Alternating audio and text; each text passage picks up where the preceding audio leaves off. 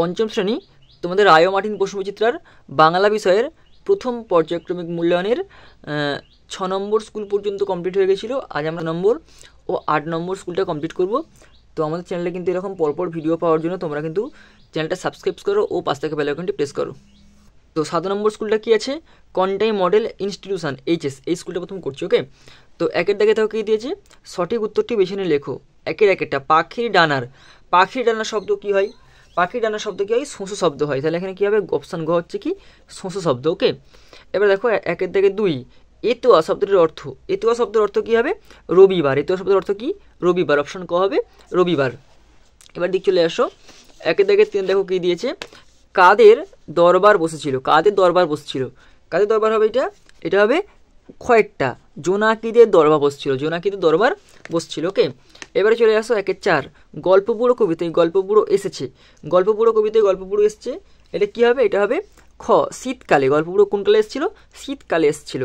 এবার 2 দাগে দেখো, 2 দাগের 1 দেখো কী দিচ্ছে, গির্জেটা কি লাল পাথরের ঢেউ, কোন গির্জার কথা বলা হয়েছে, এখানে কোন গির্জার কথা বলা হয়েছে, এখানে হচ্ছে কি পাথর ঘাটার গির্জার কথা বলা হয়েছে। কী হবে এখানে, পাথর ঘাটা, তাহলে এখানে পাথর ঘাটার গির্জার কথা বলা হয়েছে। এবার দেখো 2 থেকে 2, বুনো হাঁসেরা ছোটো ছোটো দ্বীপে গিয়ে নামতো কেন, বুনো হাঁসেরা ছোটো ছোটো দ্বীপে গিয়ে নামতো কেন, এটার উত্তর দেখো, এ দেখো বুনো হাঁসেরা ছোটো ছোটো দ্বীপে গিয়ে নামতো কারণ সেখানে মানুষের বাস নেই, সেখানে নিরাপত্তাদের শীত কাটতো, সেই জন্য তারা কিন্তু ছোটো ছোটো দ্বীপে গিয়ে নামতো। ওকে, এবার চলে আসো পরেরটা কী দিয়েছে, আদিবাসী গ্রামের আগের নাম কী ছিল, আদিবাসী গ্রামের আগের নাম কী ছিল, আগের নাম কী ছিল, তাহলে কী হবে এটা, আগের নাম ছিল সালগেরিয়া, সালগেরিয়া। 2 থেকে 4 দেখে দিয়েছে, হাবু মেজদাকে কি করতে বারণ করেছিল, কি করতে বারণ করেছিল না, কুকুর পুষতে বারণ করেছিল, কুকুর পুষতে, তাহলে হাবু মেজদাকে কী করতে বারণ করেছিল না, কুকুর পুষতে বারণ করেছিল।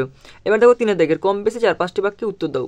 3 1, সেও এক ভীষণ যুদ্ধ, কোন যুদ্ধের কথা বলা হয়েছে, কোন যুদ্ধের কথা বলা হয়েছে, এখানে দেখো, এখানে সাহেবরা যখন আদিবাসীদের সালেগেরিয়া গ্রামকে জোর জুলুম করে অধিকার করে নেয়, তখন সিধু কানু সাঁওতালদের একসঙ্গে নিয়ে সাহেবদের বিরুদ্ধে যুদ্ধে নেমেছিল, এখানে সেই যুদ্ধের কথা বলা হয়েছে। তাহলে সিধু কানুর যে বিদ্রোহ সাঁওতালদের, সিধু কানু হচ্ছে সাঁওতালদের নেতা, সিধু কানু তারা কিন্তু সাঁওতালদের সমস্ত সাঁওতালবাসীকে মানে একসঙ্গে নিয়ে সাহেবদের বিরুদ্ধে যে যুদ্ধে নেমেছিল, এখানে সেই যুদ্ধের কথা বলা হয়েছে।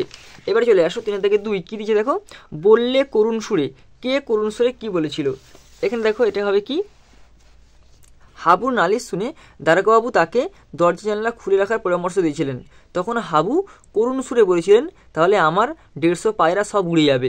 তাহলে এখানে কী হয়েছিল, এখানে হাবুর নালিশ শুনে দারোগাবাবু যখন তাকে দরজা জানলা খুলে রাখার পরামর্শ দিয়েছিলেন, তখন হাবু করুণ সুরে বা করুণ স্বরে বলেছিল, তাহলে আমার যে 150 পায়রা পোষা পায়রা আছে সব উড়ে চলে যাবে। ওকে, এবার চলে আসো 4 দাগের, কী দিয়েছে, সন্ধি বিচ্ছেদ করো, উৎ যুক্ত চারণ, উৎযুক্ত চারণ কী হবে এটা, উচ্চারণ, হস্য উ চয় চয় আকার র মূর্ধন্য, এটা কিন্তু মূর্ধন্য উচ্চারণ। ওকে, দিক যুক্ত অন্ত কী হবে, দিগন্ত, দিগন্ত, দিক যুক্ত অন্ত কিন্তু এখানে দিগন্ত হচ্ছে, দিগন্ত। ওকে, এবার চলে আসো নিজন্ত, নিজন্ত কী হবে, এটা দেখো এই নিজন্তটা নিচ মূর্ধন্য হস্যই চয়ে হসন্ত, নিচ যুক্ত অন্ত অ মূর্ধন্যয়িত অন্ত, নিচন্ত। এবার দেখো উদ্ভিদ, উদ্ভিদ দ্বারা কী হবে, উৎ হস্য খণ্ডের ত, উৎ যুক্ত ভয়স্বই দ ভিত, উদ্ভিদ। ওকে, এবার দেখো 4 থেকে 3, একটি বাক্য লিখে তার অব্যয়পত্রে চিহ্নিত করো, একটি বাক্য লিখে তার অব্যয়পত্রে চিহ্নিত করো। তাহলে এখানে একটি বাক্য দেখো কী লিখেছি আমি, দেখো লিখেছি রাম আর তার বন্ধুরা ভালো খেলেছে, এখানে দেখো এই আরটা দাগ দিয়েছি, এই যে আর শব্দটা কী হবে, এই পদ্ধতি হচ্ছে অব্যয়। ওকে, তাহলে আমাদের 7 নম্বরটা হয়ে গেলে, এবার 8 নম্বরটা চলে আসি আমরা। 8 নম্বর স্কুলটা কী দিয়েছে দেখো, ডিএইচ ভারত সেবাশ্রম সিংহ প্রণব বিদ্যাপীঠ এইচএস। তো এই স্কুলটা আমরা করবো। 1 দাগে কী দিয়েছে এখন, নির্দেশ অনুসারে উত্তর দাও, যে কোনো 4টি।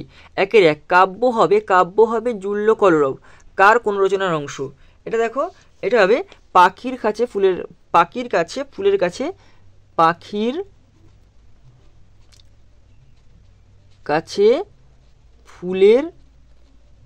কাছে কবিতার কবি আল মাহমুদের লেখা, কবি আল মাহমুদ মুদ। তাহলে কবি আল মাহমুদের পাখির কাছে ফুলের কাছে কবিতা থেকে এই লাইনটা নেওয়া হয়েছে। 1-2 জোয়ানদের ঘাঁটি কোথায় ছিল? জোয়ানদের ঘাঁটি ছিল লাদাখ অঞ্চলে একটি বরফে ঢাকা নির্জন জায়গাতে। তাহলে জোয়ানদের ঘাঁটি কোথায় ছিল? লাদাখ অঞ্চলের একটা বরফে ঢাকা নির্জন জায়গাতে। এবার চলে আসো 1-3 সাঁওতালরা করলো হুল। হুল কি? হুল হচ্ছে কি সাঁওতালদের বিদ্রোহ। হুল কি? হুল হচ্ছে সাঁওতালদের বিদ্রোহ। তাহলে সাঁওতালদের বিদ্রোহকে কি বলবো আমরা? হুল বলবো। ওকে, দেখো ভালো করে উত্তরে যদি আমি দেখি, দেখো এরকম করে লেখাটা হবে। হুল হলো সাঁওতালদের বিদ্রোহ। সিধু ও কানু বিরুদ্ধে যে যুদ্ধ করেছিল তা হুল নামে পরিচিত। তাহলে সিধু ও কানু বিরুদ্ধে যে যুদ্ধ করেছিল তা হুল নামে পরিচিত। ওকে, এবার চলে আসো গল্প বুড়ো তার গল্প শোনাবে না। গল্প বুড়ো কাদের তার গল্প শোনাবে না? যারা ঘুম ভেঙে শীতের ভরে আসবে না। যারা ঘুম ভেঙে শীতের ভোরে আসবে না।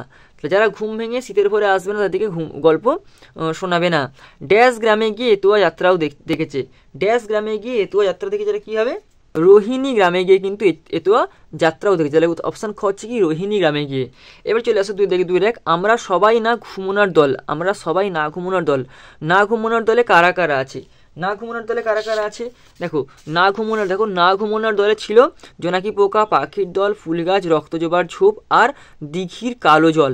তো না ঘুমোনার দলে কারা কারা আছে? জোনাকি পোকা, পাখির দল, ফুল গাছ, রক্তজবার ঝোপ আর দিঘির কালো জল। ওকে, এবার চলে আসো 2 বুনো হাঁস গল্পে জোয়ানরা অবাক হয়েছিল কেন, তা ব্যাখ্যা করো। কেন অবাক হয়েছিল? কারণ দেখো শীতের শুরুতে মাথার উপর দিয়ে বুনো হাঁস উড়ে যাওয়ার সময় একদিন একটা বুনো হাঁস দল ছেড়ে একটা ঝোপের উপর নেমে এসে তার চারিদিকে উড়ে বেড়াচ্ছিল, তাই দেখে জোয়ানরা অবাক হয়েছিল। ওকে, তাহলে শীতের শুরুতে মাথার উপর দিয়ে বুনো হাঁস উড়ে যাওয়ার সময় একদিন একটা বুনো হাঁস দল ছেড়ে একটা ঝোপের উপর নেমে এসে তার চারিদিকে উড়ে বেড়াচ্ছিল, তাই দেখে জোয়ানরা অবাক হয়েছিল। ঠিক আছে, এবারে কি আছে? যার যত ফরমাস সব তুমি করো। বিমলাকে কি ফরমাস পালন করতে হয়?